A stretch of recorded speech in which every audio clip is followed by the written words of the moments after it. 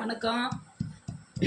இப்போ வந்து நம்ம சிக்கன் வந்து நல்லா வறுக்கிறோம். வறுக்கும்போது நம்ம ஃபஸ்ட்டே கொஞ்சம் பெருஞ்சீரகம்லாம் போட்டு நல்லா தாளித்து விட்டு தான் வறுப்போம். நம்ம இறக்கும்போது வந்து நல்லா இந்த மாதிரி பெருஞ்சீரகம், கிராம்பு, பட்டை எல்லாத்தையும் போட்டு ஒரு 2 ஏலக்காவை போட்டு நல்லா இப்படி நல்லா நுணுக்கிக்கணும். இதை நல்லா தூவி விட்டு அப்புறமா இந்த சிக்கனில் இதை போட்டோம்னா நல்லா வாசனையாக இருக்கும். இந்த பெருஞ்சீரகம், கிராம்பு, பட்டைலாம் உடம்புக்கு ரொம்ப நல்லது. இது அடிக்கடி நம்ம உணவில் சேர்த்துக்கலாம், உடம்புக்கு நல்லது. இதுமாரி செய்யுங்க.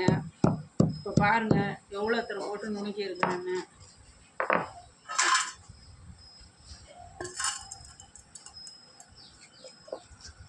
இப்போ இதை அப்படியே சிக்கனில் தான் போய் போட போகிறேன். இதுமாதிரி ஒன்று பாதியாக தான் நுணுக்கணும், ரொம்பவும் மழைப்பழமும் நுணுக்கக்கூடாது. இதை அப்படியே சிக்கனில் போட்டு ஒரு தொழு விட்டு இறக்கணும்னா அப்படியே வாசனையாக இருக்கும். இப்போ இதை நான் இப்போ பாருங்கள், சிக்கன் வந்து ஏற்கனவே நான் வந்து ஜீரகம், இது பெருஞ்சீரகம், கிராம்பு, பட்டெல்லாம் போட்டு எல்லாம் போட்டு இஞ்சி பூண்டு எல்லாம் போட்டு கருவேப்பிலை எல்லாம் போட்டு தான் செஞ்சுருக்கேன். இப்போ வந்து இந்த மாதிரி ஸ்டேஜில் இது நல்லா இப்படி நல்லா தூவி விடணும்.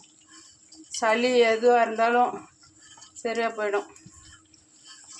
செரிமானம் ஆகிறதுக்கெலாம் சோம்பு தண்ணி குடிப்பாங்க. இதுமாரி நம்ம சோம்பு நிறையா சேர்க்கும்போது பெருஞ்சீரகம்னாலும் சோம்புனாலும் ஒன்று தான்.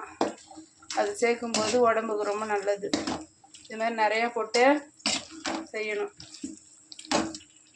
இது மாதிரி செய்யுங்க. நன்றி, வணக்கம்.